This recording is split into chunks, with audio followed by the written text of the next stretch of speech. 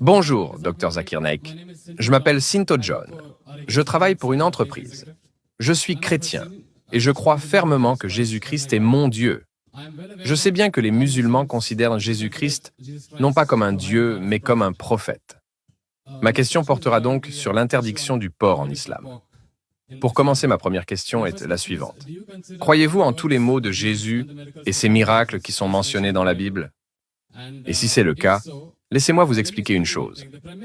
La raison pour laquelle les chrétiens croient que le porc n'est pas interdit vient de l'Évangile, où Jésus dit que ce qui entre en vous ressort, mais ce qui vient de votre cœur, c'est ce qui rend un homme pur ou impur. Si vous considérez cela, alors pourquoi cela contredit la parole de Jésus, car le porc est interdit en islam? Et pour conclure, selon vous, quel était le message de Jésus à travers ces paroles? Avant de répondre à votre question, j'aimerais remercier le président du Prix international du Saint-Coran de Dubaï, M. Ibrahim Boumala, ainsi que le vice-président, le Dr Saïd, pour nous avoir donné cette merveilleuse opportunité. Je prie le Dieu Tout-Puissant qu'il donne plus d'opportunités aux gens de Dubaï pour entendre de telles conférences, afin que de plus en plus de gens reçoivent la hidayah, la guidance. Inch'Allah, Inch'Allah, pour que les gens acceptent l'islam. Le frère a posé la question. Est-ce que je crois aux miracles de Jésus-Christ mentionnés dans la Bible?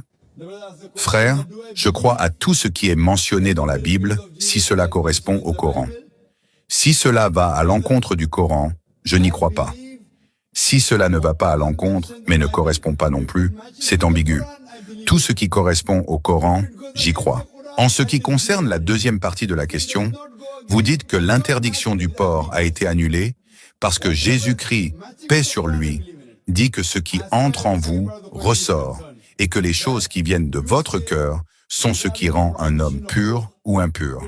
Comment cela annule-t-il l'interdiction du porc? Vous ne réalisez pas que cela signifie que vous ne lisez pas la Bible. Jésus-Christ, paix sur lui, dit lui-même dans l'évangile de Matthieu, chapitre 5, versets 17 à 20. Ne croyez pas que je sois venu pour abolir la loi ou les prophètes. Je suis venu non pour abolir, mais pour accomplir.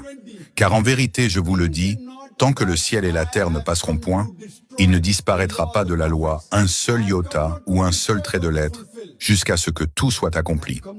Celui donc qui supprimera l'un de ces plus petits commandements et qui enseignera aux hommes à faire ainsi, sera appelé le plus petit dans le royaume des cieux. Mais celui qui les observera et qui enseignera à les observer, celui-là sera appelé grand dans le royaume des cieux. Maintenant, vous prenez un autre verset qui dit que ce qui entre en vous ressort